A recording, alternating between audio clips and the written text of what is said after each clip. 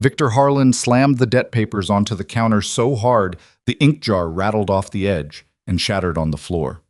"Tell your father," he said, not even looking at the woman standing across from him, "that I own him now, every acre, every nail, every sorry breath he takes."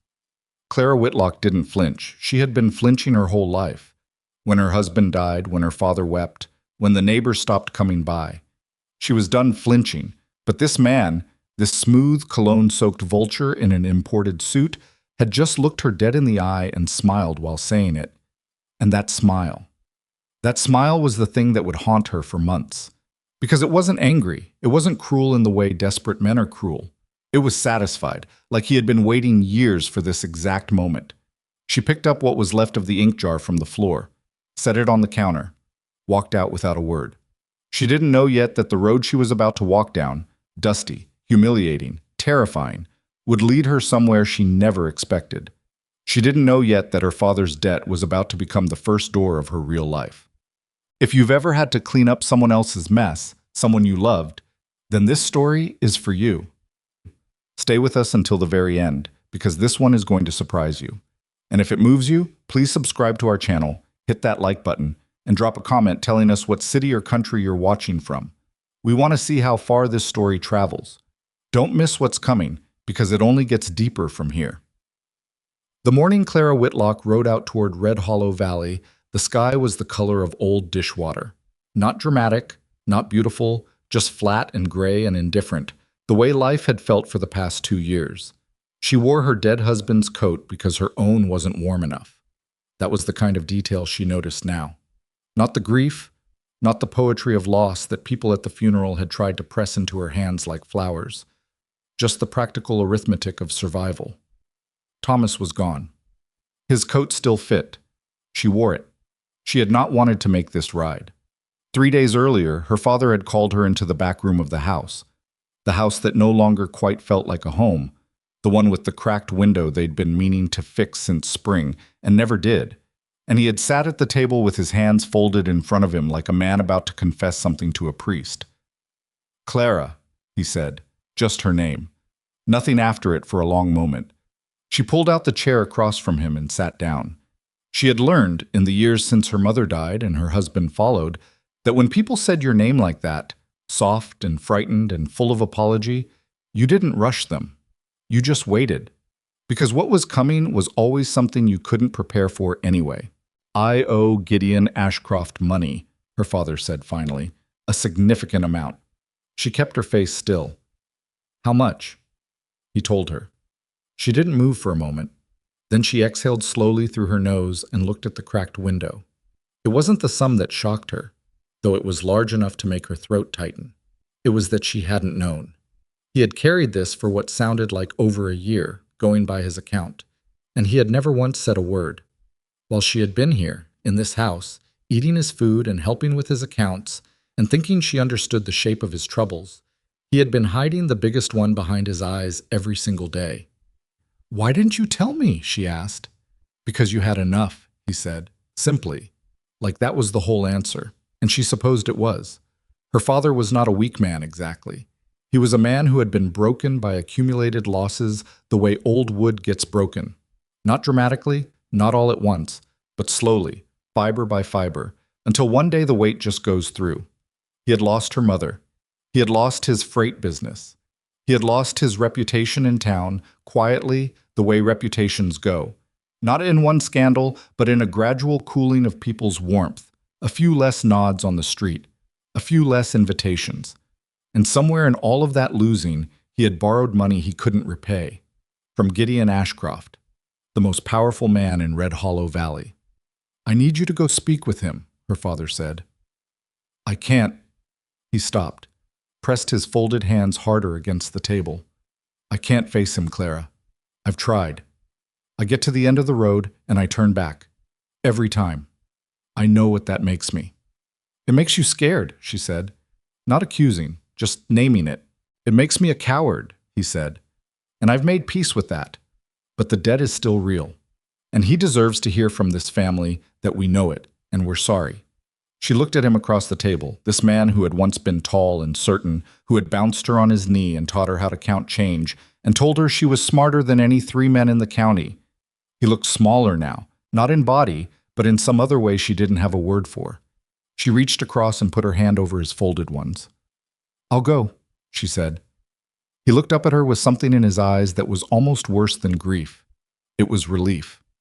The relief of a man who has just handed the heaviest thing he owns to someone he loves, knowing full well what he's doing. She rode out the next morning. Red Hollow Valley was not what Clara expected. She had built a picture of it in her mind during the ride. Something harsh and imposing, the kind of land that matched what she imagined Gideon Ashcroft to be. She'd heard about him, the way you hear about anyone powerful in a small territory. Fragmented, embellished, shaped more by the teller than the truth. Rich. Hard. A man who had built the biggest cattle operation in the valley through methods that some people admired and others quietly resented. She expected something cold. What she found instead was a valley that looked like it had been placed there gently. Rolling land, good grass still holding the last green of the season, cattle spread across it like the land was breathing. The main house was large but not showy, timber and stone, built for permanence rather than impression.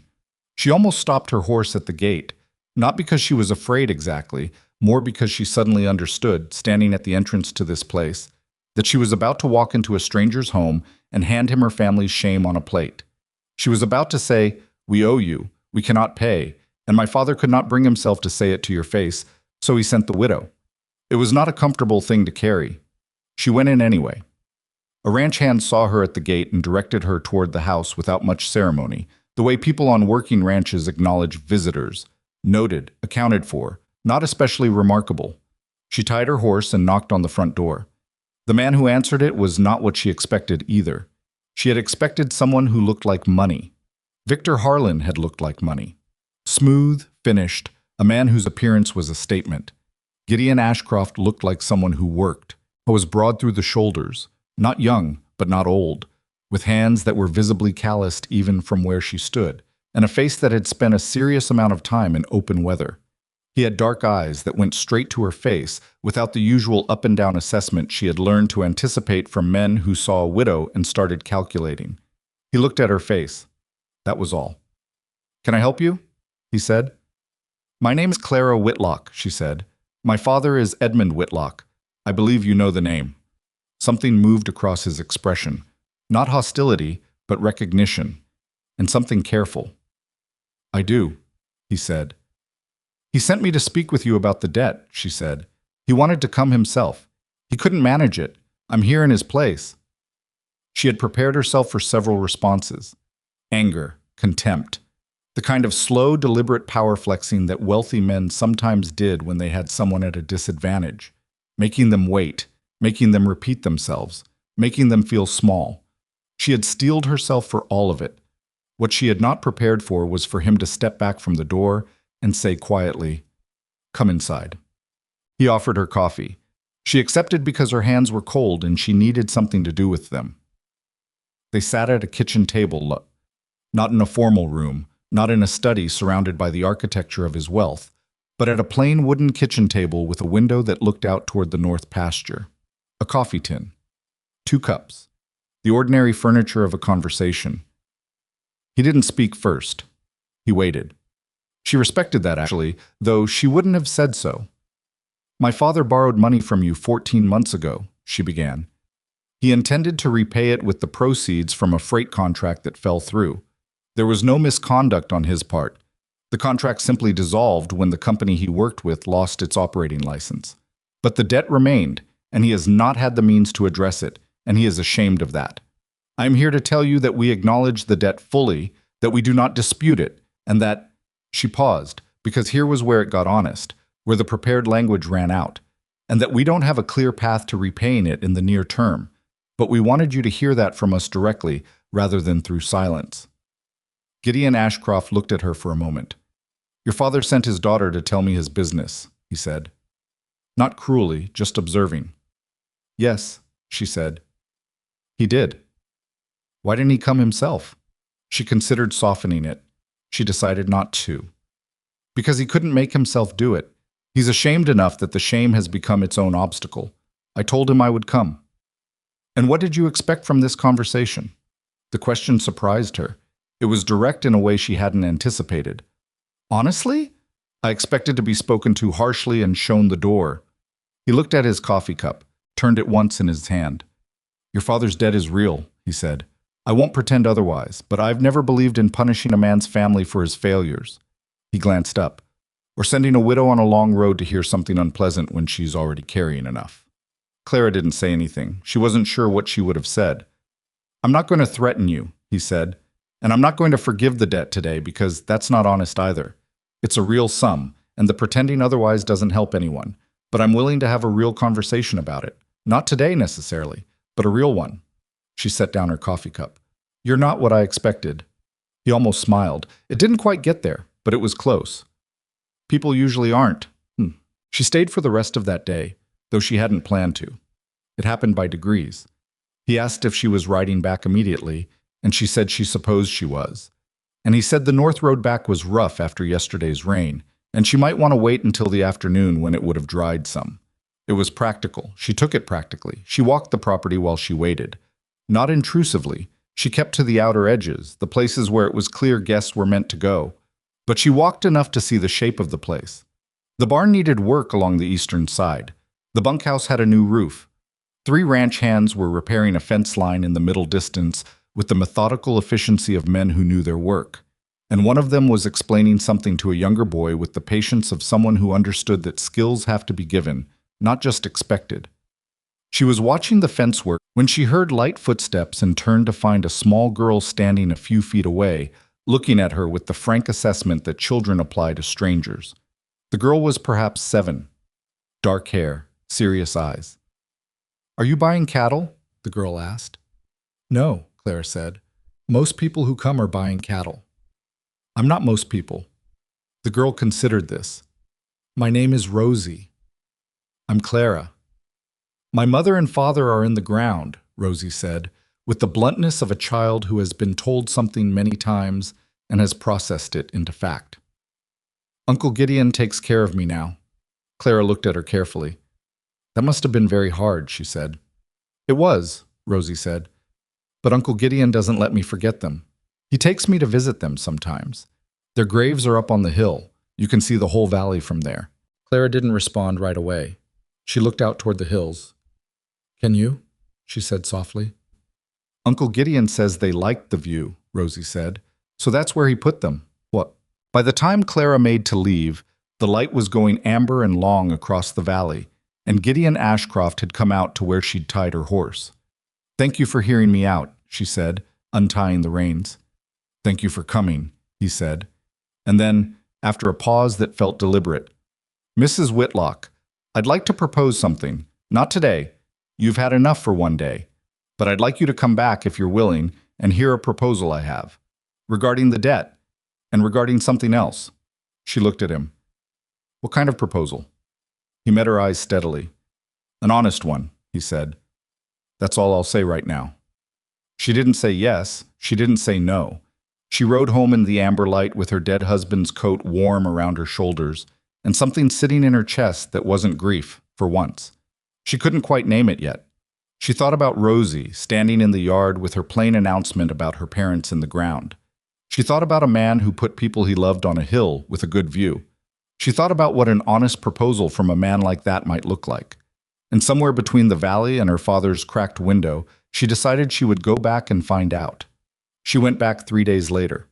She told herself it was because her father needed an answer. Some kind of answer, any answer, even a bad one. And that leaving the situation in the vague, suspended state Gideon had offered wasn't fair to anyone. She told herself it was practical, responsible, the kind of thing a sensible woman did when her family's circumstances required it. She didn't tell herself the truth, which was that she had spent 2.5 days thinking about what an honest proposal from a man like that might look like. And she hadn't been able to stop. The road was dry this time. She made better time than she expected, and when she crested the last hill before the valley opened up, she stopped her horse without meaning to and just looked at it for a moment. The morning light was coming in at a low angle, and the whole valley was lit up gold and ordinary, cattle moving slow across the grass, smoke rising from the main house chimney. Nothing dramatic about it, nothing that should have made her breath catch the way it did. She rode down anyway. Gideon met her at the gate this time, like he'd been watching for her. He probably had been. She filed that away without comment. "Mrs. Whitlock," he said. "You said you had a proposal," she said. "I came to hear it." He nodded once and led her not into the house but out toward the barn, which surprised her. She followed. Inside, two ranch hands were working on a piece of equipment near the far wall, a piece of iron machinery she didn't recognize, something for the harvest process. And they glanced up when she and Gideon came in, then went back to their work without ceremony. Gideon walked her past them to the side door that opened onto a small paddock, and they stood there at the fence in the thin morning air, looking out at a horse that was grazing along the fence line and not paying them any attention. "I'll say it plainly," he said. "I think plain is the only way to say it." "Good," she said. "I'm tired of things said sideways." He looked at her briefly, something in his expression that was almost approval, and then looked back at the horse. "I need a wife," he said. "Not in a romantic sense, in a practical one. Rosie needs a woman in this house, someone who will be present, who will be patient with her, who will give her something I can't. She's 7 years old, and she lost both her parents inside of 6 months, and she is—" He paused, and for just a moment his jaw tightened in a way that had nothing to do with hardness and everything to do with something he was holding carefully in check. "She's managing, but she needs more than managing." Clara watched him. He wasn't looking at her. "I'm not a man who's good at the soft parts of things," he continued. "I know that about myself. I know how to run this land. I know how to keep people employed and keep stock healthy and keep the books from going red. I don't know how to sit with a little girl at night when she can't sleep and tell her the right things. I've been trying for 8 months and I'm not getting better at it." Clara thought about Rosie in the yard, announcing her parents' deaths like a fact she'd learned from a textbook because that was the only way she'd found to carry it. "And the debt," Clara said, "would be cleared," he said, "in full. Your father's name would be clean." She let that sit for a moment. The horse at the fence line lifted its head and looked at them and then went back to the grass. "You're proposing a marriage of convenience," she said, "to a widow you met 3 days ago, in exchange for erasing my father's debt." "Yes." "That's—" She stopped, started again. "Most men would have more words around something like that." "Most men would," he agreed. "I have more words if you want them, but I figured you'd prefer the center of it first." She did, actually. She hated that he'd read that about her so quickly. "What would this look like?" she asked. "Practically. You'd have your own room, your own space in this house. I'm not asking for—" He seemed to choose his word carefully. "I'm not asking for more than you're willing to give. Rosie needs a present woman. The ranch needs someone who can manage the household accounts, because I'm not doing them justice. And you'd have a home, a real one, not charity." That last part landed somewhere specific. Not charity. He'd understood somehow what the difference meant to her. "I'd want to think about it," she said. "Of course. And I'd want to spend some time here first, before any decision. I'm not agreeing to live somewhere I've only seen once." He turned to look at her then, directly. "What are you suggesting?" "I'm suggesting I come here for a week. Help out, observe, get a real sense of the place and the people, and whether this is something that would actually work, before either of us commits to something we can't undo." He was quiet for a moment, then, "That's a reasonable thing to ask." "I know it is," she said, and that was how it was settled. She went home, told her father the outline of it. Not everything, not the full shape of the proposal, because she wasn't ready for his reaction, and she needed to think without his emotions in the room, and came back the following Monday with a bag and a mind that was still only half made up. The first morning she arrived, a woman named Dora, who had been managing the kitchen and some of the household duties in a loose and overwhelmed sort of way, looked at Clara with the particular expression of someone who has been holding too many things for too long and has just been handed someone who might actually help. "The accounts are in the 3rd drawer," Dora said. "I haven't touched them in 6 weeks because I don't understand half of what's in them, and Mr. Ashcroft doesn't have time, and they're just sitting there getting worse." "Show me," Clara said. They were worse than Dora had described, not because of any wrongdoing. There was nothing missing, nothing dishonest, but because they had been kept by someone who understood ranching and not bookkeeping, and the records were a tangle of half notations and informal tallies and supply invoices that had been stuffed into the drawer instead of logged. It took Clara the better part of 2 days to work through them. She found 3 overpayments to a feed supplier that had gone unnoticed, a labor cost error that had been compounding for 4 months, and a tax notation that, if not corrected before the county deadline, would have cost Gideon significantly more than it should have. She fixed all of it without mentioning it to him. He noticed anyway. On the 3rd evening, he came into the kitchen where she was finishing the last of the account corrections and set a cup of coffee beside her without being asked. She'd noticed he did that, appeared with coffee at the right moment, the way people who pay attention to other people tend to do, and he looked at the ledger she was working in. "You found the Hendley overpayments," he said. 3 of them, she said, "going back to last spring." "I didn't know about those." "I know, they were buried." She turned a page. "The tax notation on the north parcel is more urgent. That one needs to be corrected with the county office before the 15th. He was quiet for a moment. "How long did that take you to find?" "The tax thing? About an hour." "I've had those accounts sitting for 6 weeks, he said. "I know." She didn't say it unkindly, it was just a fact. He pulled out the chair across from her and sat down. He looked tired in the specific way that people look tired when they've been doing too many things for too long and they've stopped noticing it in themselves. She recognized it because she had looked that way in the mirror for about a year after Thomas died. "You're good at this," he said. "My father ran a freight business," she said. "I kept his books for years. It's not remarkable." "To someone who's been drowning in numbers he can't make sense of, it's remarkable," he said. She looked up at him. He was looking at the ledger, not at her, and she had a brief second of seeing him the way you see someone when they don't know you're looking. Not the version they present, but the actual one. He was carrying a great deal. You could see it in the set of his shoulders, the particular stillness he used to manage the weight of it. "The ranch is in good shape," she said. "Better than the account suggested. You've done well by it." He glanced up at her. "That sounds almost like a compliment." "It was," she said, and went back to the ledger. The thing with Rosie happened on the 4th day.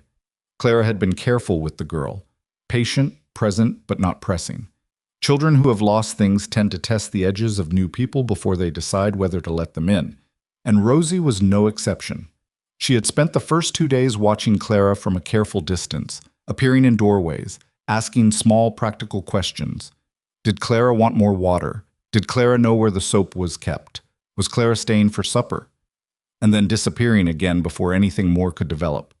On the 4th morning, Clara was in the side garden pulling up some dead growth from the beds near the house. No one had touched them in a while.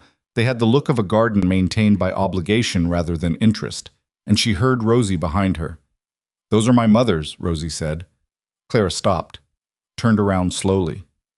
Rosie was standing at the edge of the garden, arms folded across her middle, the way children fold their arms when they're scared but trying not to look it. "I didn't know that," Clara said. "Thank you for telling me." "She planted them the summer before she died," Rosie said. "Uncle Gideon doesn't like to touch them because he doesn't want to do it wrong." Clara looked at the beds. They weren't dead, she realized. They were dormant and overgrown, but the plants were still there underneath. Someone had watered them recently, she noticed. Not well, but consistently. Gideon, probably, doing what he could with something he didn't understand. "What did your mother like to grow?" Clara asked. Rosie unfolded her arms slightly. "Lavender. And those yellow ones. She said the yellow ones were for making you feel better when things were hard." "Marigolds," Clara said. "Maybe," Rosie said. "I don't remember the name." Clara sat back on her heels and looked at the girl. "Would you want to work on them together? You and me? I'm not an expert gardener, so I'd probably get things wrong, but I'd like to try, if you wanted to." Rosie looked at the garden, looked at Clara, looked at the garden again with the expression of someone doing real internal calculation. "Uncle Gideon would probably be relieved," she said finally. "He's been worried about them." "Has he?" "He goes and looks at them sometimes and then goes away looking stressed," Rosie said. "I've seen him." Clara pressed her lips together to keep the expression off her face. "All right," she said. "Let's see what we can do." They worked in the garden for 2 hours. Rosie didn't talk much at first, just worked beside Clara and handed her tools when asked with the seriousness of a child performing an important function. But slowly, she began to talk. About her mother. About the way her mother had hummed while she worked, a tune Rosie couldn't remember completely, but kept trying to recall, humming fragments of it under her breath while she worked. about her father, who had been Gideon's brother, who had been funny in a quiet way, who used to do impressions of the county commissioner that made everyone at the supper table lose their composure completely. Clara listened. She didn't try to fill the spaces. She just listened. By the end of this 2 hours, Rosie was sitting beside her in the dirt, close enough that their shoulders were almost touching, still talking in that measured, half-careful way of hers about her parents, and what she remembered and what she was afraid of forgetting. "Do you think it gets easier?" Rosie asked, quietly, not looking at Clara. Clara thought about Thomas, about the specific morning she had woken up and realized she'd slept the whole night through without once reaching for him out of habit. Whether that had been easier or just different. "I think it changes shape," she said. "The hard part doesn't go away, but it shifts. You get stronger around it, maybe. Like the way a tree grows around something." Rosie was quiet for a moment. "That's a strange thing to say." "Probably," Clara agreed. "But I think I understand it," Rosie said. The grave was on the 6th day. Rosie asked her if she wanted to see it, the hill, the graves, the view her uncle had told her about, and Clara said yes. They walked up together in the late afternoon, Rosie leading with the confidence of a child who has been this way many times, and Clara followed up through the dry grass to the crest of the hill. The graves were simple. 2 markers, not elaborate, but well-made and well-tended. Someone had put flowers recently, dried now, but recently placed. The valley spread out below them in every direction, and Rosie hadn't been wrong. You could see the whole thing from here, the entire scope of the land, the cattle like small brown marks on the grass, the river threading through the middle distance, the mountains behind it all, holding everything in. Clara stood there for a long time. She thought about what it meant that a man had put his dead brother on a hill with a view, not in the church cemetery in town, not in some formal place, but here, on his own land, where he could look up from any corner of the valley and know where they were. Rosie stood beside her, not saying anything, which was its own kind of language. "He comes up here," Rosie said finally. "Uncle Gideon. Most Sundays. Sometimes I come with him, and sometimes he comes alone." Clara nodded. "He doesn't talk much when he's up here," Rosie said, "but he doesn't look stressed the way he usually does either." Clara looked at the markers, at the flowers that someone had placed and that had since dried, at the view that someone had chosen deliberately, on purpose, because they believed the people buried there would have wanted it. She had come here planning to observe the ranch, to assess whether this was a practical arrangement she could live with. She had been thorough and sensible about it, the accounts, the household, the staff, the land. She had been examining Gideon Ashcroft the way you examine a contract, looking for the provisions that might hurt you later. But standing on this hill with Rosie beside her and the whole valley laid out below, something shifted in the practical calculation she'd been running. She couldn't have said exactly what, just that the shape of it changed. She turned to go back down. And at the base of the hill, perhaps 50 yards away, she saw Gideon standing at the fence line near the lower pasture, not watching them. His back was half turned. He was looking at something in the field. But he was close enough that she understood he had probably seen them go up, and had not followed, and had also not gone away. He was just there, present without intruding. She thought, this man knows how to hold space for people without filling it. She filed that away too. That evening, after supper, Rosie fell asleep on the chair by the fire before anyone thought to send her to bed, the way children sometimes collapse into sleep like a decision made without warning, and Clara covered her with a blanket from the chest near the wall without waking her. Gideon was sitting at the table with a cup of coffee going cold in front of him, looking at nothing in particular. Clara sat down across from him. For a moment, neither of them spoke. The fire made the room warm, and the night outside the windows was very dark. "I'll do it," Clara said. He looked up at her. "I'll marry you," she said, "under the terms you described. My own room, my own space. A real arrangement, not a performance." She held his gaze. "I want it understood that if this doesn't work, if it becomes something that isn't right for either of us or for Rosie, we talk about it. Honestly. We don't let it become something silent and miserable because neither of us knows how to quit." He was quiet for a moment. "Agreed," he said, "and I want my father told in person, by you, that the debt is cleared, not a letter, in person. He needs to hear it from you." Gideon looked at her steadily. I'll do that. And one more thing, she said. All right. The garden, she said. Rosie and I are going to keep working on it.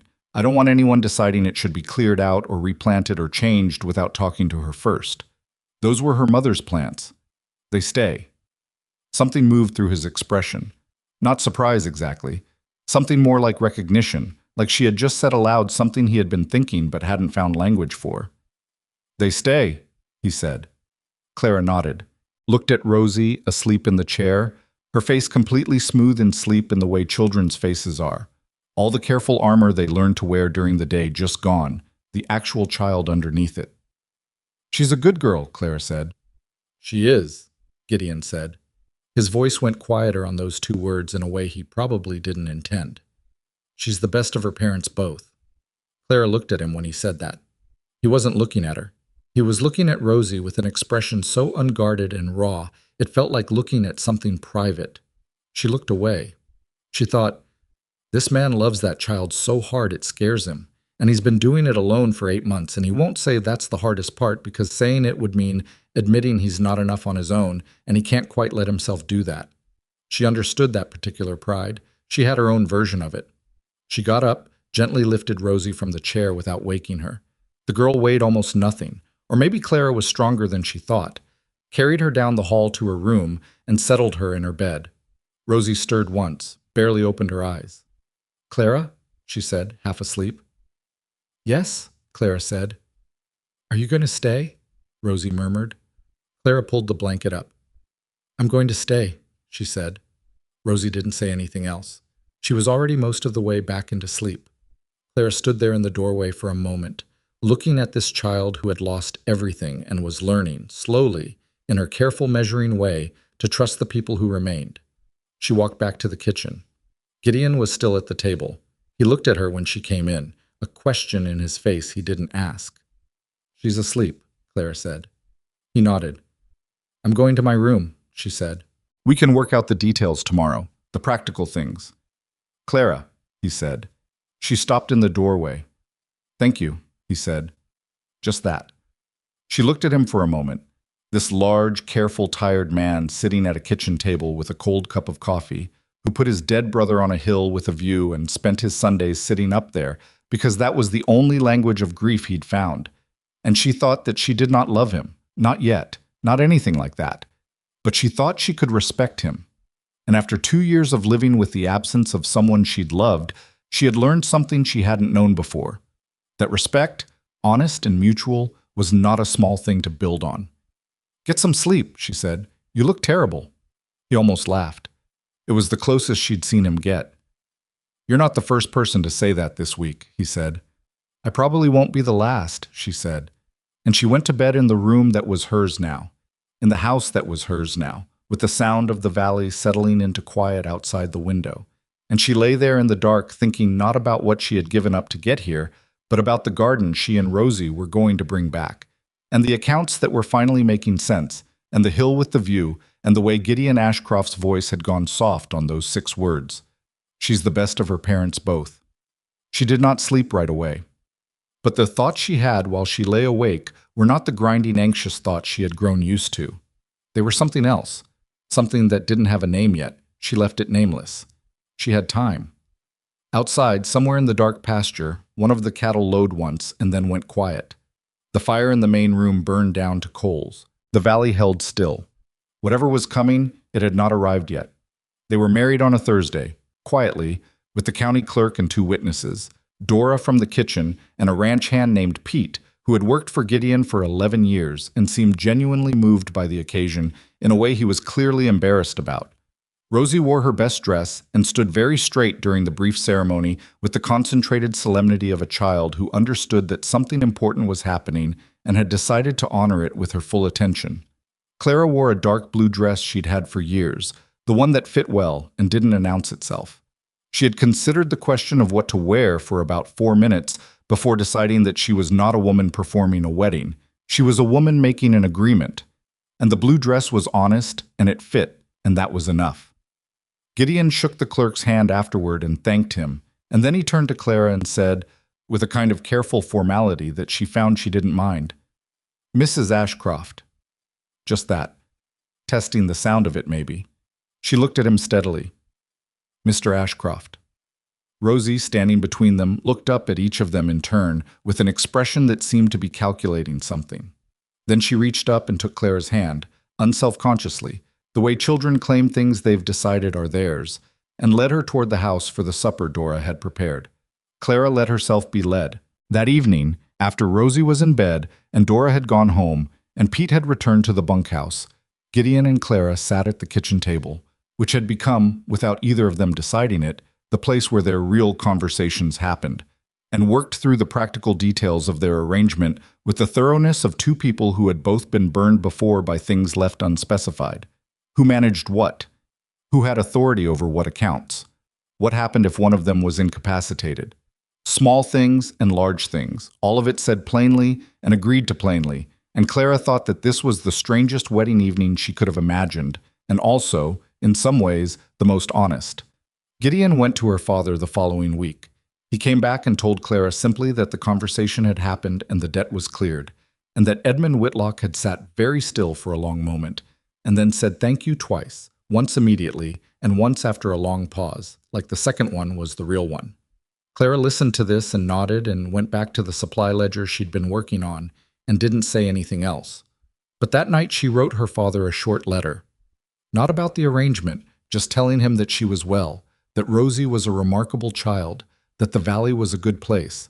She sealed it and sent it with the next rider and didn't wait for a reply with the anxious, held-breath way she used to. She just sent it. That felt like something. The months that followed were not seamless. Nobody who tells you that the early months of a practical marriage are seamless is telling the truth. There were mornings when she and Gideon moved around the kitchen with the careful distance of two people still learning the geography of each other's habits, still determining which silences were comfortable and which were charged. He was not a man who talked freely. She was not a woman who filled quiet with noise just to fill it. Sometimes this worked in their favor. Sometimes it meant that something sat unaddressed longer than it should have. Once, in the third month, they disagreed sharply about a decision he'd made regarding one of the ranch hands, a young man named Clem who had made a costly error with a piece of equipment and whom Gideon had dressed down in front of the other men with a precision that was not cruel but was not private either. Clara brought it up that evening. "He's 22, she said. "He made a mistake. You corrected him in front of everyone." Gideon looked up from the newspaper he was reading. "He needs to understand that mistakes with equipment cost money." "He understands," Clara said. "He's understood since approximately 10 seconds after it happened. What he also understands now is that when you fail at something, you fail in front of your colleagues." Gideon was quiet for a moment. "That's how it works on a ranch." "Maybe," Clara said. "But Clem's been looking at the floor for 3 days. He's not being cautious. He's being afraid. Those aren't the same thing." Gideon looked at her. She could see the point where he wanted to say she didn't understand how a working ranch operated, and she could also see the point where he stopped himself from saying it, which she respected. He didn't apologize. But the next day, he found a reason to bring Clem in on something that required skill and told him in front of Pete that he'd done it well. Clem stood an inch taller for a week. Clara noticed and said nothing about it to Gideon. The matter was closed. They were not people who tallied. That helped. What surprised Clara most, as the weeks turned into months, was not how difficult it was to build a life with a near stranger, but how ordinary most of it became, and quickly. She rose early, the way she always had. She managed the household accounts with the same attention she'd given her father's books. She worked in the garden with Rosie when weather permitted, and they had gotten 3 of the lavender plants to come back, which Rosie reported to Gideon at supper one evening with a pride that was barely contained. She taught Rosie arithmetic in the evenings, using the actual ranch accounts as examples, which Rosie found far more compelling than abstract numbers, and which resulted in Rosie informing Gideon one morning that he was paying 20 cents more per dozen for eggs from their current supplier than he would be from the Miller farm, which was not wrong. Gideon had stared at the girl for a moment. Then he'd looked at Clara across the table. "You're teaching her the accounts," he said. "She learns faster with real numbers," Clara said, "and she's better at noticing things than most grown men I've met." He looked back at Rosie. 20 cents a dozen? "Per dozen," Rosie said with emphasis. "Which adds up significantly over a year, Uncle Gideon." He had not managed to fully suppress the expression on his face then. It was the closest thing to unguarded delight Clara had seen from him, and it lasted only a few seconds before he recovered his composure, but she'd caught it. She thought about that expression a lot, later, in a different kind of way. But she was not examining that yet. She was still learning the geography. The news about the railroad came in the spring, on a Tuesday, which Clara would remember later because Tuesday had been laundry day, and she had been hanging sheets in the side yard when she heard horses coming up the main road faster than visitors usually came. Not a gallop, something between urgency and deliberate pace, the speed of men carrying news they wanted to deliver before it arrived some other way. She went to the front of the house and stood on the porch. 3 riders. Men she didn't know, but Gideon was coming out of the barn by then, and she could tell by the way his posture changed, a subtle tightening, a realignment of his shoulders, that he knew at least one of them. She went inside. She had learned that there were kinds of male conversation, particularly conversation between landowners, that went better without the addition of a newcomer in the immediate first moments. She gave them 10 minutes. Then she brought coffee out. By that point, she could read the temperature of the exchange. It was not good. The men were standing in a cluster, and their body language was the body language of men delivering something they knew the recipient wasn't going to like. One of them was talking with his hands in a way that suggested maps, wide gestures indicating direction, scope. She set the coffee down on the porch rail and went back inside. Gideon would come in when he was ready. He came in 40 minutes later. She was at the table with the household ledger, which she wasn't actually reading anymore. She looked up. His face was flat in the specific way it went flat when something was bad, and he was deciding how to manage it. She had learned that about him. When things were merely difficult, he frowned. When they were serious, he went still. "What is it?" she said. He sat down. She closed the ledger. "The Harlan Railroad Company has filed for a right-of-way survey through the valley," he said. "They're planning a trunk line from the northern mines to the coast. Their proposed route runs directly through Red Hollow." Clara let that settle for a moment. "Through whose land?" "Everyone's," he said. "It cuts diagonally. Their maps would take it through at least 11 properties. The Morrison farm would lose their winter pasture completely. The Hendley brothers would be cut off from their water access." He stopped. A beat. "It runs within 200 yards of the hill." She understood immediately. The hill where his brother was buried, where Rosie's parents lay. The view. "How certain is the route?" she said. "Survey's not final, but the preliminary filing is already with the Federal Land Commission. They're moving fast. There's a hearing scheduled in 6 weeks. Clara turned her coffee cup in her hands. 6 weeks was not a long time. "Who's behind the company?" "Man named Victor Harlan," Gideon said. He said the name the way you'd put something down carefully. "Railroad executive. He's been operating out of the Northern Territories for about 6 years. Clara's hand went still on the coffee cup. She was quiet for a moment, then, "Victor Harlan." Gideon looked at her. He heard something in her voice. "You know the name?" She set the cup down. "He's the man who destroyed my father's freight company," she said. The kitchen went very quiet. "Tell me," Gideon said. She told him. It came out more evenly than she expected, maybe because she'd had years to put the shape on it, to reduce it from a wound to a history. Victor Harlan had been a partner in the same freight network her father operated in. On paper, a colleague. In practice, a man who had been systematically siphoning money from the company's operating fund for years, covering it by manipulating the books, and when the scale of the theft finally became undeniable, had redirected the evidence in her father's direction with the skill of someone who had been preparing for that possibility for a long time. Her father hadn't been charged. There wasn't quite enough for that. But the suspicion had been enough. The association had been enough. The company had dissolved. Her father's reputation had dissolved with it. And Victor Harlan had walked away clean and rebuilt himself somewhere new, because men like that always did. Gideon listened without interrupting. He had that ability, the capacity to listen to something hard without filling it with his own reactions before it was finished. When she was done, he said, "How long ago?" 7 years, she said. "My father never recovered from it. Not financially, not in terms of how people saw him. That's the root of the debt he owed you, actually. He borrowed it trying to rebuild what Harlan took." Gideon looked at the table for a long moment. Then he looked at her. He knows you're here, he said. He'll have researched the land before he filed the survey. He knows whose land this is. Yes, Clara said. I imagine he does. Victor Harlan came to the ranch on a Friday morning, and he came alone, which was either confidence or calculation, and she suspected both. Clara saw him from the side yard. She recognized him immediately. 7 years was not so long that she'd forgotten the particular way he moved, the way he occupied space like he'd paid for it. He was older now, his hair gone fully gray, dressed expensively in the way that men who came from nothing and acquired money dressed, with a slight excess that betrayed how recently the money had arrived. He rode a horse that cost more than most families in this valley made in a year. She did not go inside.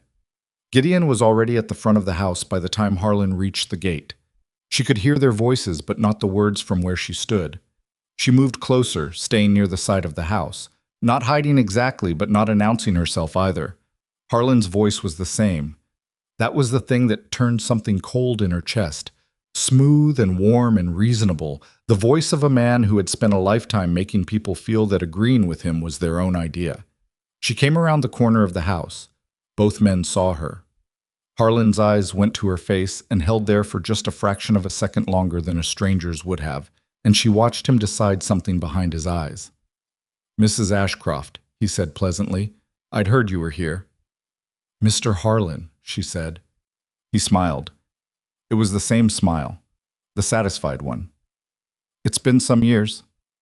7, she said, since you burned my father's company to the ground and put the ashes at his feet. Harlan's smile didn't move. He had too much practice for it to move. That's a vivid way to describe a complicated business situation, he said. You manipulated the books, she said. You took the money and put the blame where you needed it to go. You know that, and I know that. The only question that interests me is why you're here. Gideon hadn't moved. He was watching her with an expression she couldn't read from where she stood. Harlan turned slightly toward Gideon, the practiced move of a man redirecting a conversation that's going somewhere he doesn't control. I came to speak with your husband about a business matter. The railroad's route through the valley is not yet fixed. There is, in fact, some flexibility in how it might be drawn. Meaning, Gideon said, meaning that a man with this much land has options that smaller operations don't, Harlan said. The route could be adjusted to spare your property, Mr. Ashcroft, including, a brief pause, smoothly timed, the hill property to the north of the main pasture. Gideon's jaw moved once. That was the only sign.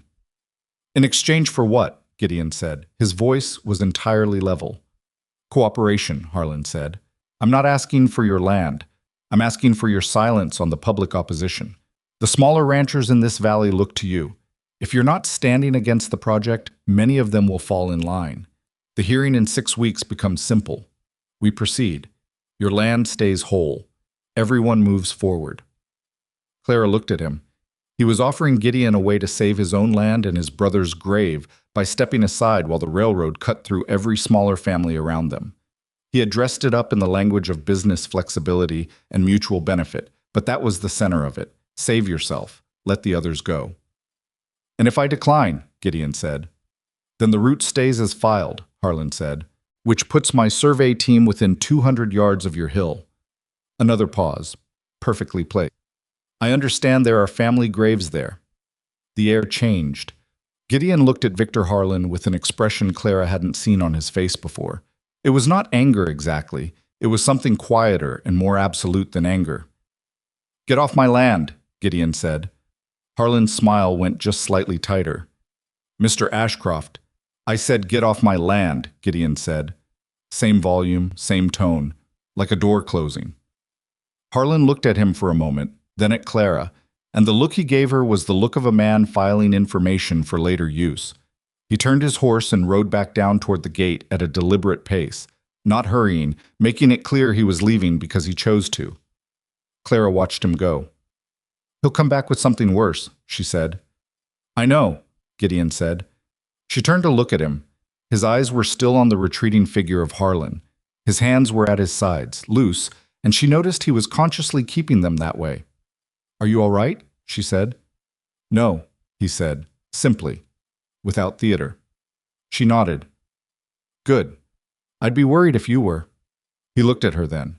Something in his face that was difficult to name, something that was partly gratitude and partly something else, something that sat deeper. He's going to go after your father, Gideon said. That's the next move. He knows the debt history. If he got access to those records, he probably already has, Clara said. Her voice was steady. Her hands were not quite. She pressed them together in front of her. My father is the leverage he uses if we won't cooperate. That's how he works. He always has something in reserve. Gideon was quiet for a moment. What do you want to do? She looked at him. The question, what do you want to do, landed differently than she expected. She was accustomed to being the one who adapted to other people's decisions.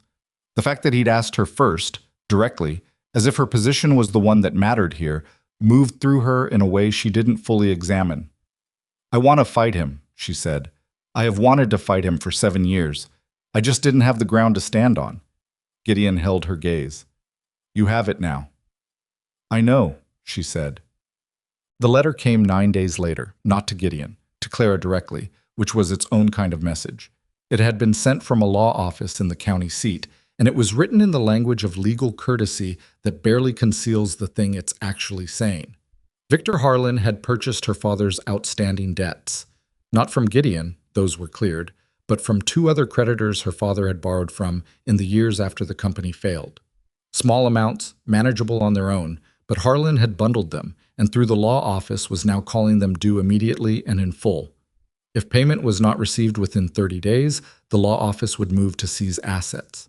Her father's house, his last remaining property, the cracked window he'd never fixed. Clara read the letter twice at the kitchen table. Then she folded it, placed it flat on the table in front of her, sat with her hands resting on either side of it.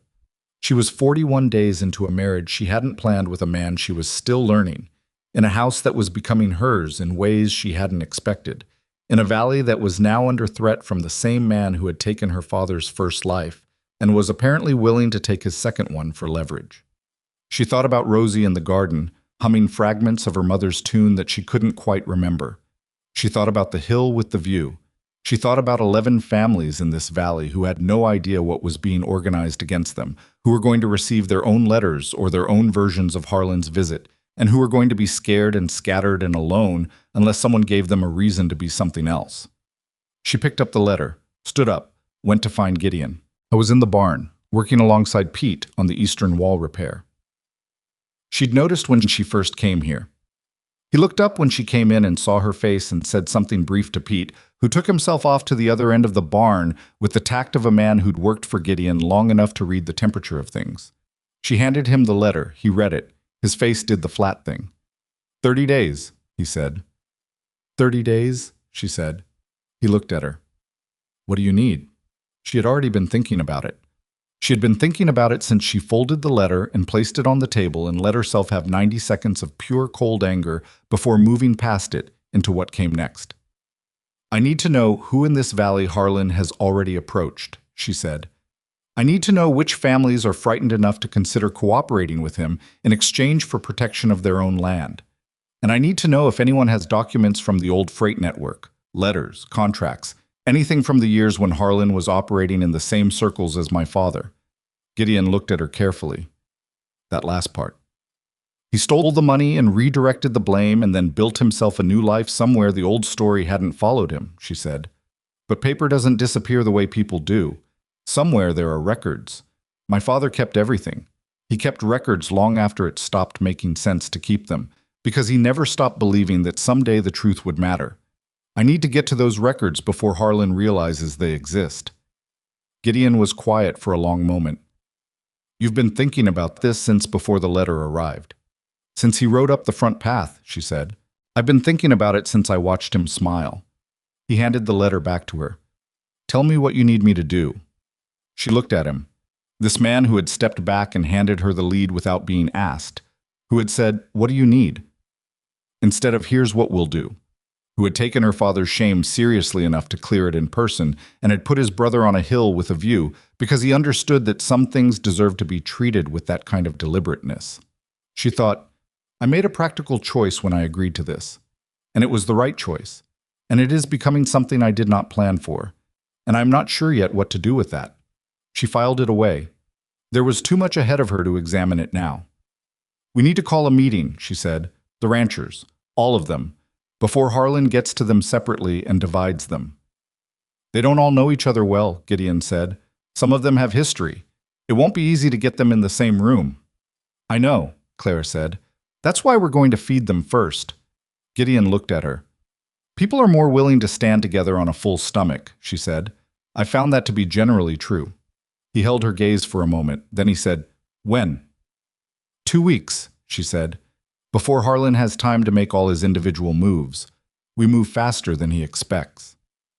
Outside, the afternoon was beginning to cool toward evening, and somewhere across the valley another family was probably reading their own letter or receiving their own version of Harlan's visit, sitting in their own kitchen trying to figure out which direction the danger was coming from. Clara thought about them. The Morrisons, the Hendleys, the smaller families she'd seen at the supply store in town. People she didn't know yet, but who were part of the same valley that was becoming hers. She thought about what Harlan was counting on. He was counting on fear. I was counting on the particular way that frightened people turn inward, calculate their own losses, decide that someone else's suffering is not their problem to solve. She had watched that happen to her father once. Watched the people who should have stood beside him calculate their own exposure and step back quietly, one by one, until he was standing alone with the evidence arranged against him, and no one willing to say that the arrangement didn't look right. She was not going to let it happen to this valley. She went back to the house. She sat down at the kitchen table. She pulled out paper and began to write the invitations. Not formal ones, not official, just the kind of honest, direct note that said, "There is something you need to know, and you need to know it with your neighbors beside you, and we'd like you to come to supper." Her handwriting was steady. Her jaw was set. Somewhere on his smooth horse, Victor Harlan was calculating his timeline, adjusting his tactics, preparing his next move with the comfortable confidence of a man who had done this before and won every time. He had not, Clara thought, done it with her in the room before. The invitations went out on a Wednesday. By Friday, 11 families had sent word back that they would come. 2 others didn't respond, which Clara noted without comment but filed away as something to watch. She knew that silence from frightened people didn't mean refusal. It meant they were waiting to see which way the wind went before they committed to anything. She could work with that. The supper was set for the following Saturday, which gave her 8 days. 8 days to prepare food for somewhere between 50 and 70 people, to coordinate with Gideon on the practical arrangements, to get word to her father about what she needed from his records, and to think through exactly what she was going to say and how she was going to say it. She had one chance to bring these families together before Harlan got to them individually, and she knew from watching her father's story that you don't get a second first impression on something like this. She did not waste the 8 days. Dora threw herself into the food preparation with the energy of a woman who had been waiting for a reason to cook at scale and was not going to be denied the opportunity. Come by early in the week to ask quietly if there was anything they could do. And together the 3 of them worked through a production schedule that Clara had written out on the back of a supply invoice because it was the only paper available at the time. Clara sent a letter to her father the same day the invitations went out. It was the most direct letter she had ever written him. No softening, no elaborate preamble, just the shape of the situation and what she needed. She told him about Harlan. She told him about the right-of-way filing and the route through the valley and the letter from the law office about the bundled debts. And she told him that she needed whatever he had kept from the years when they were both in the freight network. Contracts, correspondence, anything with Harlan's name on it, anything that showed the actual flow of money in and out of the operating accounts before the company dissolved. She told him she knew it might be hard to look at. She told him to look at it anyway. His reply came back in 4 days, which was faster than she expected. It was not a letter, it was a box, delivered by a rider who worked for the county mail service, and who seemed faintly mystified by the weight of it. Inside the box were 2 bound ledgers, a folder of contracts, a bundle of letters tied with kitchen twine, and a single sheet in her father's handwriting that said, "I kept everything because I always believed the truth would matter. I think it does now. You were right to go to that valley. Your mother would have known it sooner than me." Clara sat with that sheet of paper in her hands for a longer moment than she'd planned. Then she set it aside and opened the first ledger. It took her 3 evenings and 2 partial mornings to work through her father's records properly. Gideon sat with her on the second evening, not because she asked him to, but because he came in with coffee, as he did, reliably, at the right moment, and looked at the spread of documents on the table and said, "Tell me what I'm looking at," and she told him, and after that he just stayed. He was useful, which she hadn't expected. He had a different way of reading financial records than she did. She read for patterns, he read for anomalies, and together they caught things that either of them alone might have glossed over. On the third evening, he pointed at an entry in the second ledger that she had passed over twice and said, "That transfer, the date." She looked at it. The date was 3 weeks before the official dissolution of the company, 3 weeks before her father's association with the missing funds became the operating theory. The transfer was routed through a holding account she didn't recognize. "That's not one of my father's accounts," she said. "No," Gideon said. "Is it in any of the other documents?" She went through the contract folder, then the letters, then back through the first ledger. The same account number appeared twice more, both times as the recipient of transfers that had been logged in a way that made them look like vendor payments. The vendor names were generic. The amounts were significant. "He built the exit route while the money was still moving," Clara said. She heard the flatness in her own voice. "He was routing it out through dummy vendor accounts and blaming the balance shortfall on my father's management, and he had been doing it for at least 3 years before the company went under." Gideon was quiet. "The account number," Clara said. "If I can match it to Harlan's name, any document with his name and that account together."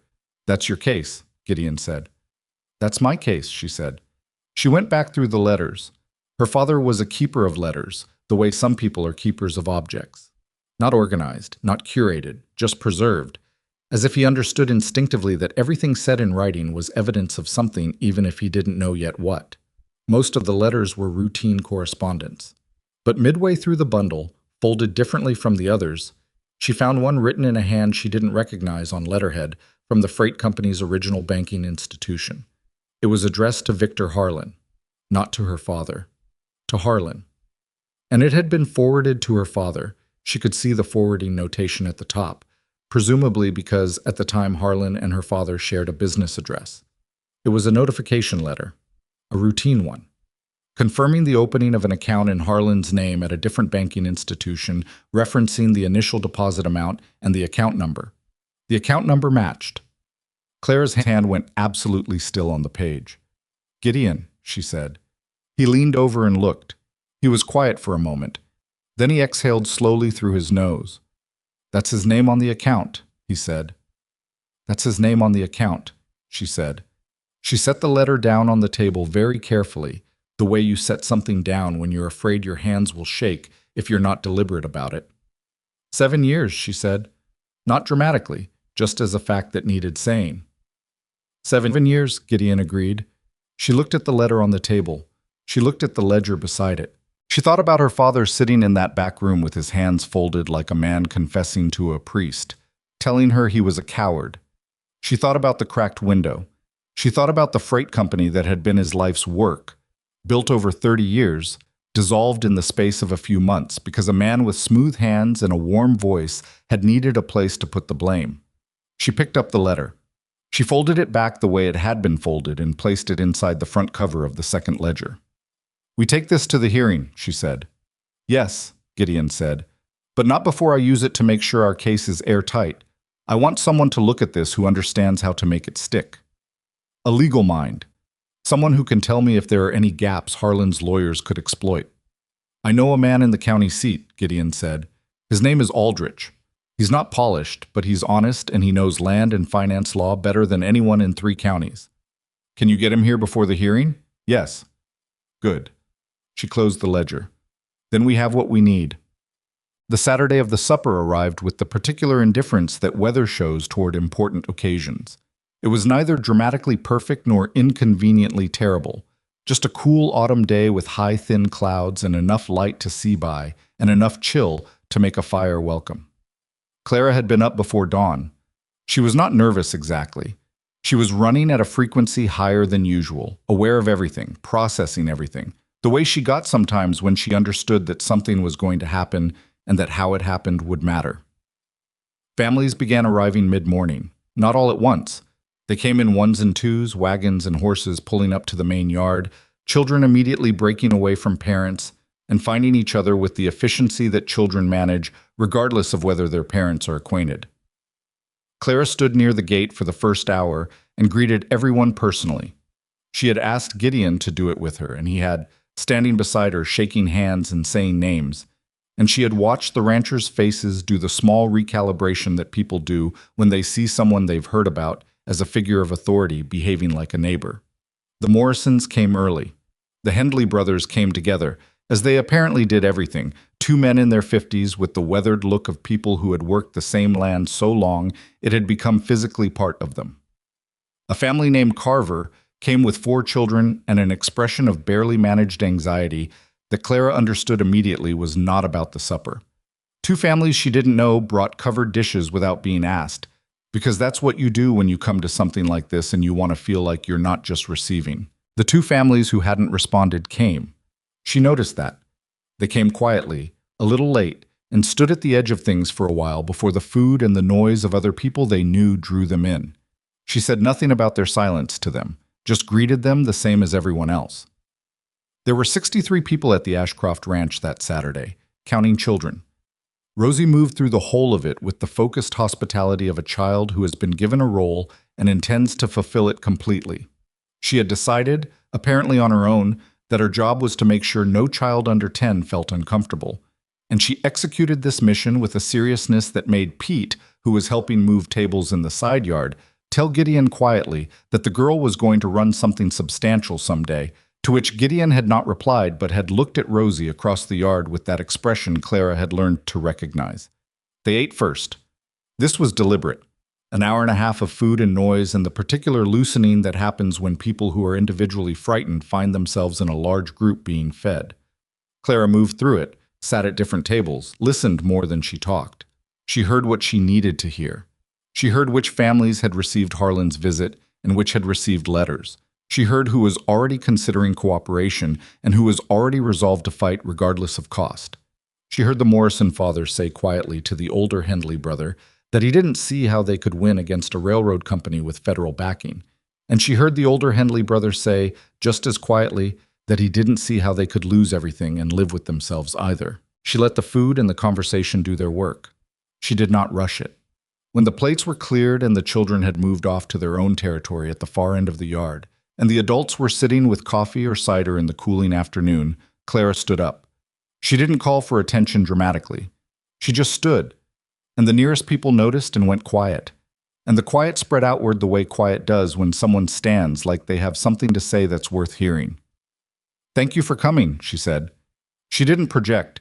She spoke at a normal volume, which meant the people on the edges had to lean in slightly. That was intentional. Lean in is attentive. I'm not going to pretend this supper wasn't partly practical. You all know there's a railroad survey on this valley. Some of you have already had visits. Some of you have already had letters. And I think most of you have spent the last 2 weeks sitting in your own homes trying to figure out how afraid to be. Silence. Real silence. The kind that means people have stopped the small movements of self-distraction. The answer, Clara said, is that the threat is real. I'm not going to tell you otherwise. Victor Harlan is not a man who makes empty filings. He has money and he has federal connections, and he has a lawyer who knows how to make a route look inevitable. And he has been to this ranch personally with an offer. Spare our land, spare our family's graves, if we step back and let him come through everyone else's. She paused. We said no. She watched their faces. She saw the Morrison father look at Gideon. Gideon was sitting at the end of a table and he did not nod or gesture. He just held the man's gaze steadily, which was its own kind of statement. I want to tell you something about Victor Harlan that some of you may not know, Clara said, because I know him. I know him from before this valley, from before this railroad. 7 years ago, he was a partner in my father's freight company. And over the course of several years, he took money from that company, systematically, in amounts designed not to trigger attention, and he arranged the records so that when the theft finally became too large to hide, the evidence pointed at my father instead of at himself.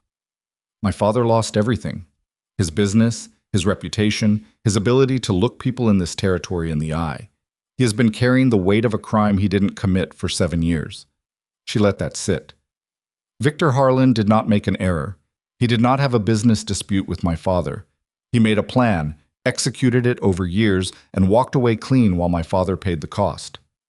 The yard was very quiet. I'm telling you this, Clara said, because I want you to understand what you are dealing with. This is not a railroad company making a business decision. This is a man with a pattern. When Victor Harlan builds something, he builds it on someone else's foundation. And when the foundation gets inconvenient, he finds someone else to carry it. She looked around the yard. He came to my husband with an offer. He is going to come to some of you with the same offer, if he hasn't already. He will tell you that you can save your own land if you don't make noise. He will make it sound reasonable. He will make it sound like the smart choice. She paused. The Morrison farm would lose its winter pasture. The Hendley brothers would lose water access. Families I haven't met yet would be cut in half by a rail line they had no say in. And he is counting on each of you to decide that your own loss is too large to risk fighting and not your neighbor's loss to carry. She looked at the Morrison father. He was looking back at her. I know what it is to be alone with something like this, she said. I watched my father be alone with it. I am not willing to watch it happen again. She looked around the yard once more. 63 people, most of them watching her, a few staring at their hands, all of them listening. We have 6 weeks until the federal hearing, and I believe that if we go into that hearing divided, we lose. I also believe that if we go in together, with every family in this valley represented and every objection documented, and something else. I'm not ready to talk about yet because I need a few more days to confirm it. I believe we can stop this route, not make it smaller, not negotiate a better price for the land they take. Stop it. Silence. Then the older Hendley brother said, from his seat 2 tables away, What's the thing you're not ready to talk about yet? Clara looked at him. Evidence, she said, that Victor Harlan's ownership of the debt instruments he's using as leverage is fraudulent, and that his original freight company earnings, the ones that capitalized this railroad venture, came from stolen funds. The yard absorbed that. If that's true, the younger Hendley brother said slowly, then the Federal Commission can't grant right-of-way to a company built on stolen capital, Clara said. No, they cannot. The Morrison father said, Can you prove it? I need 3 more days to have the documents reviewed by a legal expert, she said. But yes, I believe I can. The 3 days felt longer than they should have.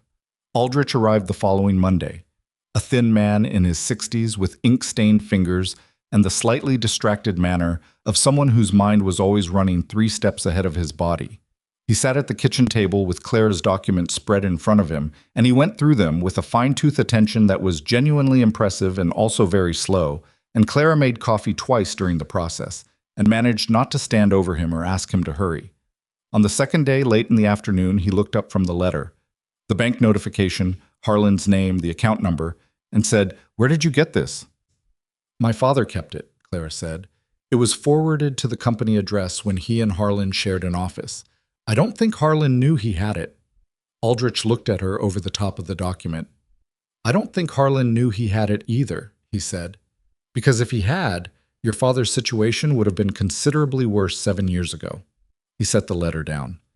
Mrs. Ashcroft, this letter, combined with the transfer records in this ledger, constitutes a direct paper trail from the company's operating funds to a personal account, in Harlan's name, predating the dissolution by 31 months. That is not a bookkeeping error. That is a documented pattern of financial fraud. Clara's hands were in her lap. Can it be used at the federal hearing? It can be submitted as evidence of material fraud in the establishment of the railroad company's founding capital, Aldrich said, which gives the Federal Land Commissioner grounds to suspend the right-of-way application pending a full financial investigation, which means the route doesn't go through, Clara said. Not while the investigation is ongoing, Aldrich said, and given what's in these documents, I would expect the investigation to be thorough. Clara looked at the documents on the table, the ledgers her father had kept for 7 years in a box in a back room, believing that someday the truth would matter. There's one more thing, she said. She told Aldrich about the cemetery, the protected family burial ground on the hill, the 200 yards the proposed route would come. Aldrich listened with his head tilted slightly. Family burial grounds with documented occupancy predating a land survey have protected status under federal land regulations, he said. The commission is required to maintain a minimum exclusion zone. If the route comes within that zone, the filing is procedurally defective, Clara said. Aldrich looked at her. You've done some reading. I've done a great deal of reading in the last 2 weeks, she said. He almost smiled. The burial ground argument alone could delay or redirect the filing. Combined with the fraud documentation, he stopped, reorganized whatever he'd been about to say. Combined with both, Mrs. Ashcroft, I believe you have a case that would give any federal commissioner significant pause. Clara was quiet for a moment. Then she said, What do I need to prepare for the hearing? And they got to work. Set. Harlan made his next move 5 days before the hearing. Clara had been expecting it, expecting something, though she hadn't known the specific form. And when the second letter arrived for her father, forwarded through a legal office with language about accelerated debt collection and imminent asset seizure, she read it, set it down, and called her father herself. He sounded smaller on the telephone than he did in person, which was something about telephones in general, but also about the specific nature of what she was telling him to brace for. She explained the situation as plainly as she could. The debt letters were a pressure tactic. Harlan was trying to force compliance by threatening the last thing her father had. The legal mechanism was real. The debts were real. But the timeline was being manufactured to coincide with the hearing. What do I do? Her father said. You hold, Clara said. You don't sell anything. You don't sign anything. You don't respond to the law office. Not yet. A pause. Clara, Dad, she said, I have his name on an account. I have 31 months of transfers. I have a letter in his own banking institution's letterhead with his name on it and the account number that matches. I have an attorney who says this is enough. Silence on the line. You kept everything, she said. You kept it for 7 years. It mattered. You were right. Her father didn't say anything for a moment. Then, very quietly, Your mother always said you were the one who didn't let things go. She was usually right about things, Clara said. Yes, he said. She was. The night before the hearing, Clara couldn't sleep. She lay in her room, the one that was fully hers now in a way it hadn't been in the beginning, with her books on the shelf and her father's letters in the top drawer. And she stared at the ceiling and ran through every piece of the case in sequence, the way you do when you need to know you haven't missed anything. The ledgers. The account letter. Aldrich's prepared summary. The burial ground documentation that Gideon had pulled together with precise dates and the names of everyone interred on the hill. The testimony that 4 of the Valley families had agreed to give. The Morrison father, who had not been sure at the supper table, who had come to the ranch 4 days later and sat down with Gideon and Clara and said simply that he'd talked it over with his wife, and they were not going to let fear make the decision. She heard a sound from the direction of the kitchen. Quiet. Just movement. She got up, wrapped herself in the heavy robe she kept on the hook behind the door, and walked down the hall. Gideon was at the kitchen table. No coffee this time, just a glass of water and the particular posture of a man who came to a room because he needed the room, not because he needed anything in it. He looked up when she came in. Neither of them said anything for a moment. She sat down across from him the way she had done many times now at this table, in this kitchen, in the house that had become something neither of them had exactly planned. Can't sleep, she said. Not a question. No, he said. She looked at him. He looked tired in the bone-deep way that comes not from one hard week, but from years of carrying things without adequate rest. The kind of tired that a night's sleep doesn't touch. Whatever happens tomorrow, he said, you should know. He stopped, looked at his water glass, looked back at her. What you did with these families, with the supper, with your father's records. I wouldn't have known to do any of that. I would have found a way to fight it, probably badly, probably alone. I would have missed half of what you saw. She looked at him carefully. You gave me the ground to stand on, she said. You said that yourself. I meant the land, he said. I know, she said. I didn't. He looked at her, really looked, the way he sometimes did when he was not trying to manage how much he was showing. The kitchen was quiet and the night outside was very dark, and this man who had put his dead brother on a hill with a view, because he understood that some things deserved to be treated with deliberateness, was sitting across from her looking at her like she was something he hadn't expected to find. She looked back at him, steadily, the way she'd looked at things her whole life when she needed to see them clearly. "Get some sleep," she said. "We have to be on the road by 6. He nodded. She got up. She was almost to the hallway when he said her name. "Clara." She turned. He didn't say anything else for a moment, just looked at her with that expression she didn't have a word for yet, the one that had been developing slowly over months the way things develop when neither person is rushing them. "Thank you," he said. She held his gaze. "You're welcome," she said. She went back to her room. She lay down. She closed her eyes. She thought about 63 people in a yard and a letter with a man's name on an account, and her father's voice saying you were right to go to that valley, and Rosie in the garden humming a tune she couldn't quite remember. She thought about tomorrow. She slept. They left at 6 in the morning, as planned, in 2 wagons.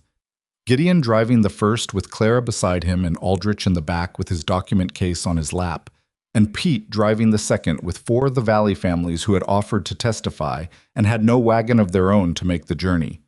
The Morrison father rode alongside on horseback. The Hendley brothers came in their own rig, following close behind. Rosie had stood on the porch to watch them go. Clara had told her the night before, in plain terms, what was happening and why. She had learned early that Rosie did better with truth than with the softened versions adults tend to offer children, which children always see through anyway. Rosie had listened, asked 2 precise questions about the legal process, and then said, with the gravity of someone much older, that she thought Clara would handle it well. Clara had looked at this child, this serious, measuring, quietly fierce little girl who had learned to survive loss by paying very close attention to everything, and had felt something move through her chest that she didn't try to name. "Take care of the lavender while I'm gone," Clara said. "I always do," Rosie said. The county seat was 3 hours by road. They arrived with enough time to find the federal building, settle Aldrich with his documents in the small preparation room the commission clerk had allocated, and stand for a moment in the hallway while Clara looked at the closed double doors of the hearing room and thought about everything that was on the other side of them. Gideon stood beside her. He didn't say anything. He was good at that, being present without filling the space. She had come to rely on it more than she expected. "He's already in there," she said quietly. She'd seen Harlan's horses at the rail outside, and the 2 men in expensive coats who had come in ahead of their group and not looked back. "Yes," Gideon said. "He'll have his own documents, his own legal representation. He's had 6 weeks to prepare his case, and he came into this believing it was already decided." "He came into this believing we'd fold," Gideon said. Clara looked at the doors. "That's the same thing," she said. She straightened her coat, pushed the doors open, and walked in.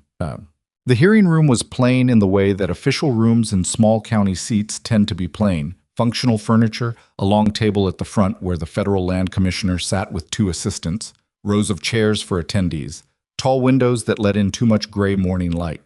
Commissioner Aldous Treat was a man in his late 60s with the measured expression of someone who had presided over a great many disputes between people who all believed they were right and had developed, over the years, a professional skepticism towards certainty of any kind. He acknowledged both parties when they entered. Harlan's legal team, 2 attorneys from the territorial capital, both of them carrying the slightly aggressive posture of men who expected to win quickly, were already seated at the right-hand table. Harlan himself sat slightly behind them, which Clara noted. He was positioning himself as the principal in the background, the man of calm authority, while his lawyers did the work. He glanced at Clara when she came in. The smile didn't make an appearance this time. Good, she thought. The ranching families filled the chairs behind Clara and Gideon. Not all of them, not 63 people, but enough. The Morrison father, the Hendley brothers. 3 other families who had driven or ridden since before dawn to be in those chairs. Their presence was not dramatic. They just sat down, people who worked land for a living, with the particular physical patience of people used to waiting for things they couldn't control. Weather, markets, seasons.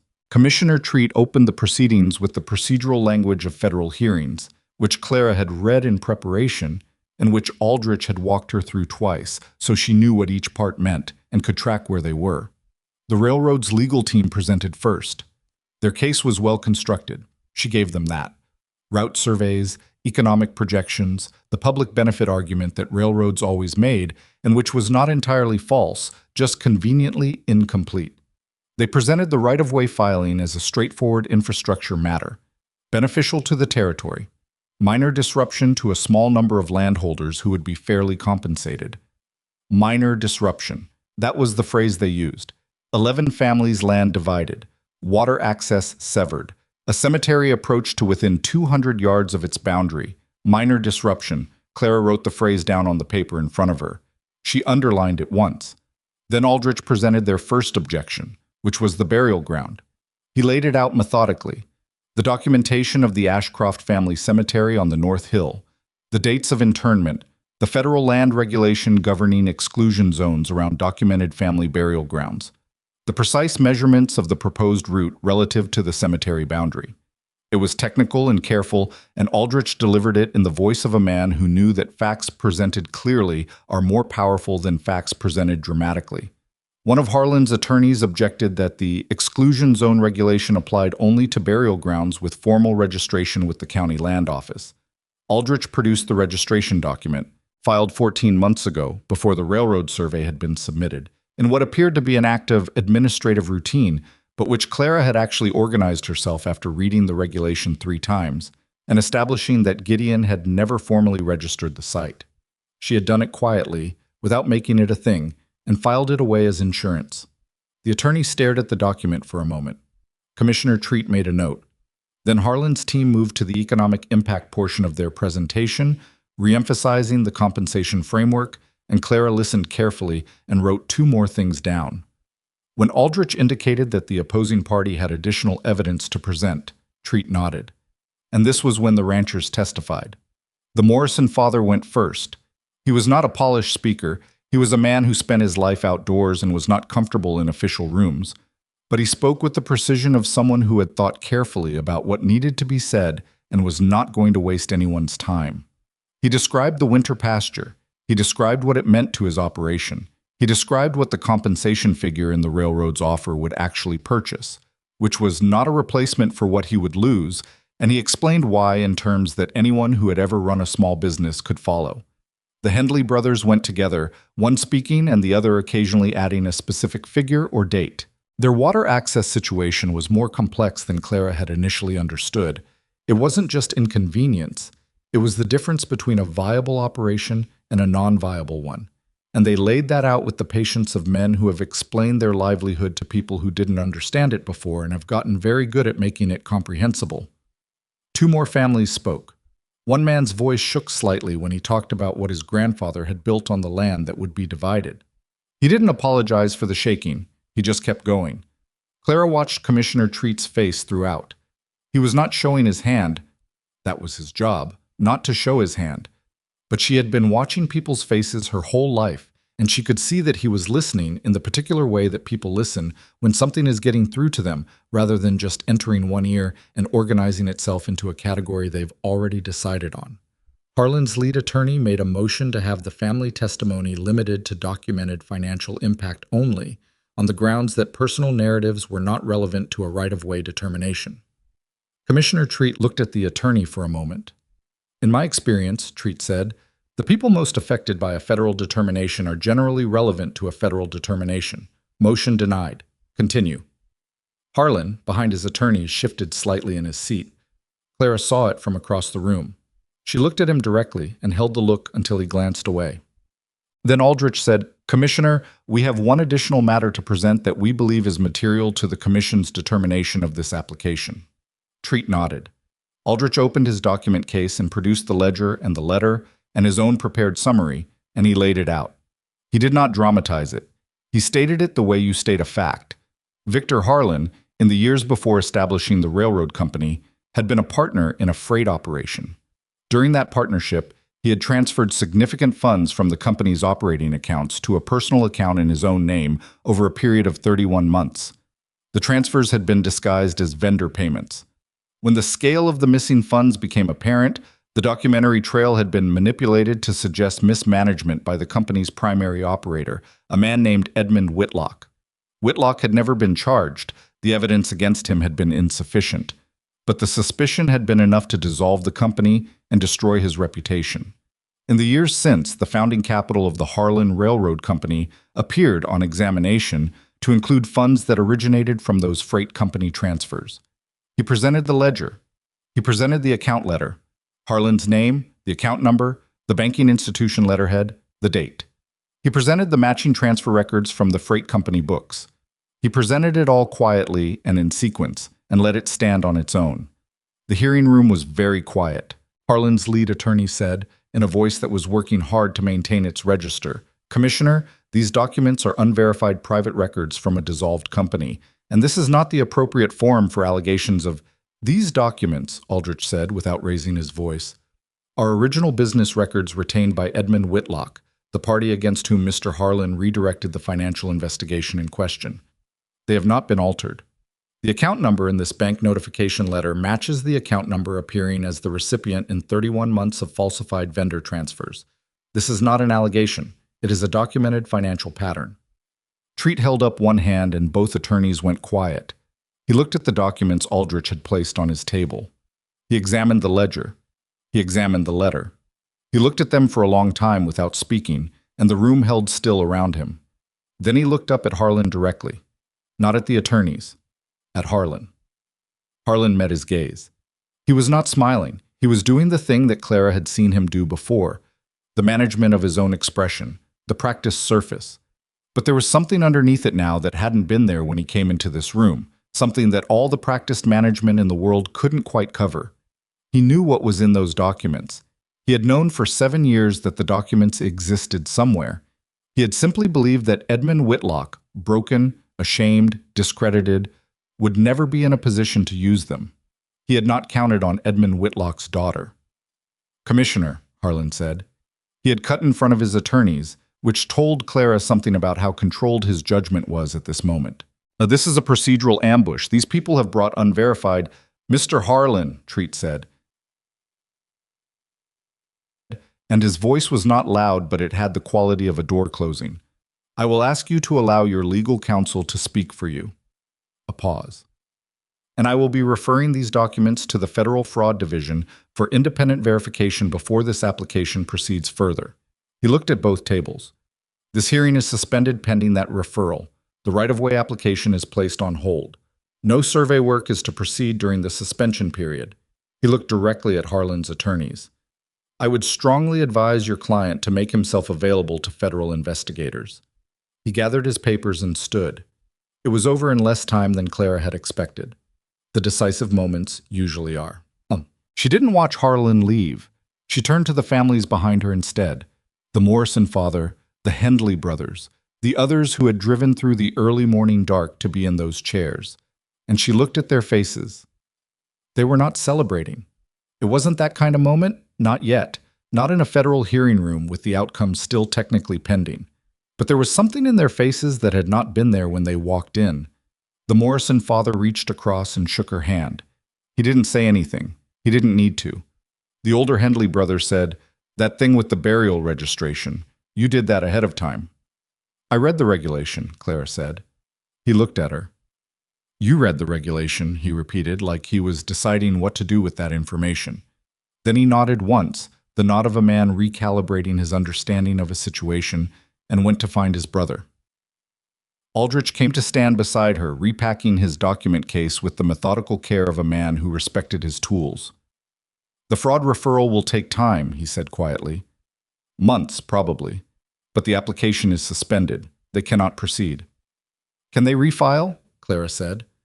"They can try to refile a route that avoids the burial ground exclusion zone and doesn't involve the fraud issue," Aldrich said. "But that would require a substantially different route.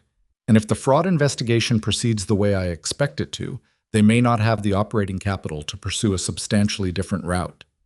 Clara looked at him. "You think the investigation will go that far?" "I think," Aldrich said carefully, "that the documents you produced are the kind of thing that, once federal investigators start pulling the thread, tend to reveal more thread than anyone expected." He closed his document case. "Your father should speak with an attorney. Not about defense, about recovery. There may be grounds for a civil action." Clara thought about that for a moment, about her father sitting in the back room with his hands folded.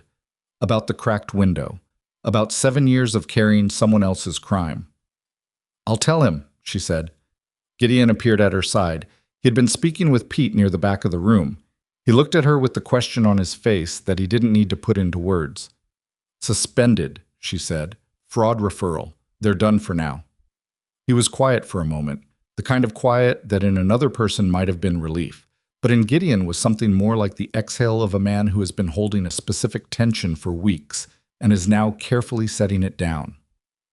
"Your father," he said. "I'll call him today," Clara said. Gideon nodded. He looked at the room, the families collecting themselves, Harlan's attorneys gathering their materials with the efficient precision of people who had already moved on to calculating next steps, the commissioner's table now empty. He looked at all of it for a moment, and then he said quietly, "You did that." "We did that," she said. "Clara." He looked at her. "I know the difference." She held his gaze. She thought about the night before, in the kitchen, in the dark, the expression on his face that she still hadn't found a word for. She thought about this morning he had said, "You have the ground to stand on," and she had understood later that he had meant more than the land. "Let's go home," she said. The drive back was different from the drive out. Not louder. If anything, it was quieter, in the way that comes after something has been released rather than before something is about to happen. The Morrison father rode alongside the wagon for the first hour, and he and Gideon talked about the fall grazing rotation in the way that people talk about ordinary practical things after an extraordinary thing has happened, because the ordinary things are still there and still need tending, and the return to them is its own kind of relief. Clara sat beside Gideon and watched the valley come back into view as they crested the last hill, and she felt something she hadn't felt in a long time, something that was not the absence of grief, but the presence of something alongside it, something that had been growing quietly in the margins of the life she'd been building without her fully registering how much space it was taking up. Rosie was waiting on the porch. She must have heard the wagons from a distance because she was already standing there straight and serious as always, watching them come up the road. When the wagon stopped, she came down the steps and stood beside it and looked up at Clara. "Clara, did it work?" she said. "It worked," Clara said. Rosie absorbed this. Then she said, "The East Lavender plant put up new growth while you were gone. I told it you'd be back." Clara climbed down from the wagon. She looked at this child for a moment, this child who talked to lavender plants and announced her losses like facts and had been methodically, carefully deciding to trust the people who remained. And she reached out and tucked a loose piece of hair back behind Rosie's ear, which was not the kind of gesture she had planned or thought about. It just happened. Rosie didn't pull back. She looked up at Clara with those serious eyes. "I'm glad you came back," Rosie said. "Me too," Clara said. She called her father that afternoon. The telephone connection was imperfect, the way it always was over long distance, his voice coming through with a slight delay that made the conversation feel like it was happening between two people who were being very careful with each other, which they were. She told him about the hearing, the testimony, the documents, the fraud referral. She told him what Aldrich had said about a civil action, about the possibility of legal recovery. She told him carefully, clearly, without the softening she'd spent years applying to the things she said to him. When she finished, he was silent for long enough that she wondered if the connection had dropped. Then he said, "He's actually going to face it." "Yes," she said. "It's not certain. Investigations take time and men like Harlan have resources. But yes, he's going to face it." Another silence. Then, "I've been thinking about what you said, that I was right to keep everything." "You were," Clara said. "I kept it because I couldn't make myself throw it away," he said. "Not because I had a plan. I couldn't let it go. I couldn't accept that it didn't matter." "It mattered," she said. "It mattered today. In a federal hearing room, in front of a commissioner, in front of Victor Harlan's face." Her father made a sound. She couldn't quite identify it. Something between a laugh and something older, something that had been held for a long time. "Clara," he said. "Your mother would have—" "I know," she said, before he could finish.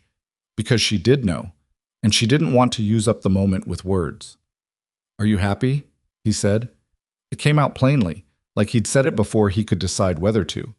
She looked out the window from where she sat. Gideon was in the yard talking to Pete about something, gesturing toward the barn roof. Rosie was in the garden, crouched down near the lavender she'd been tending, inspecting the new growth with the concentration of a scientist examining evidence. The valley was going gold in the late afternoon light, the same valley that had been under threat 6 weeks ago and was now, for the moment, whole. "I think I am," Clara said. "I think I might be getting there." Her father said, "Good," and the word carried a weight that a short word sometimes does when it's the only one that fits. That evening, Gideon found her sitting on the porch after supper, in the early dark, with a blanket over her knees and a cup of tea that had gone cold. He sat down in the other chair without asking if she wanted company, which was the right choice.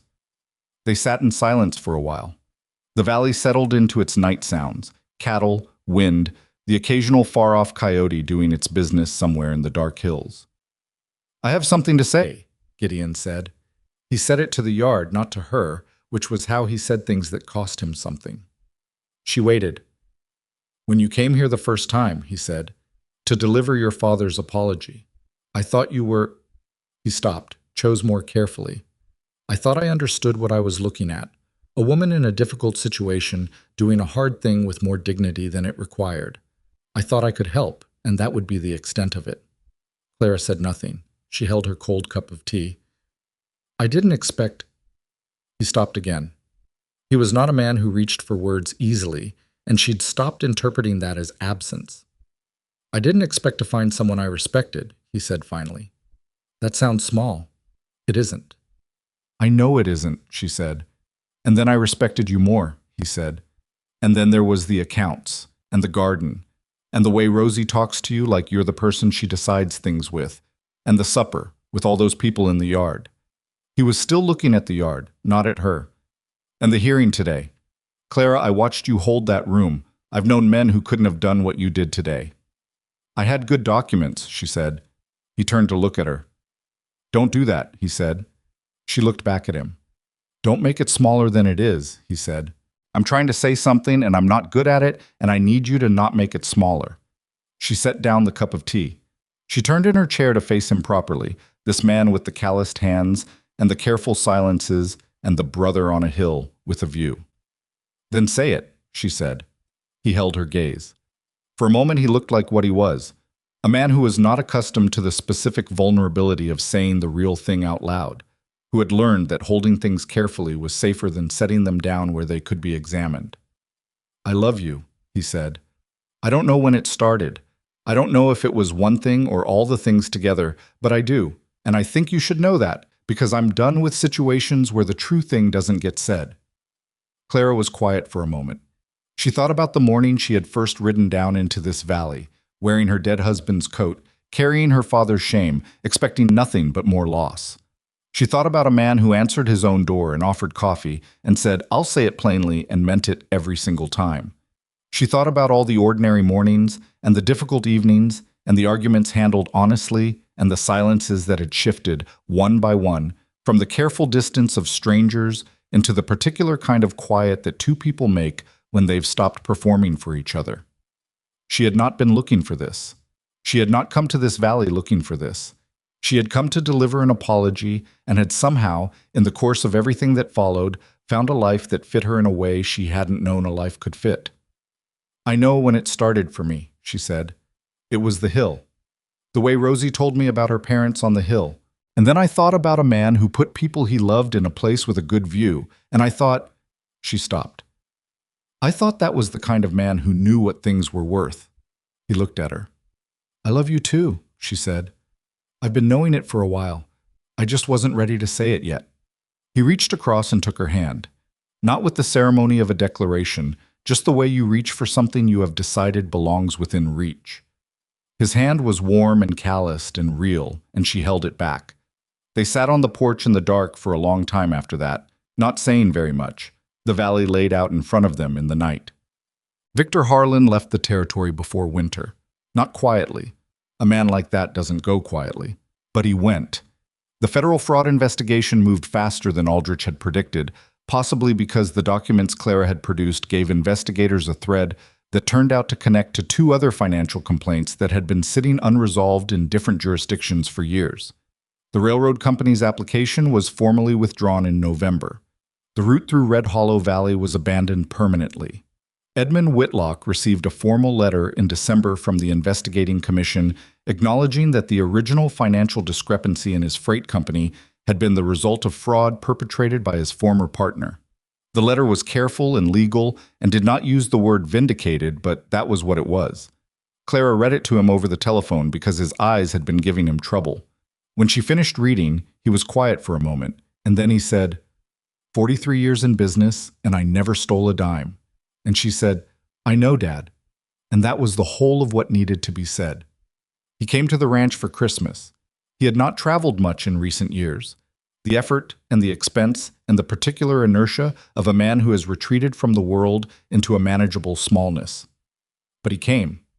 He arrived thin and slightly uncertain and stood in the yard looking at the valley for a long moment before Rosie appeared from the direction of the garden, introduced herself with full formality, shook his hand, and told him that the yellow plants, the marigolds, had come back strong and that she thought he would want to know.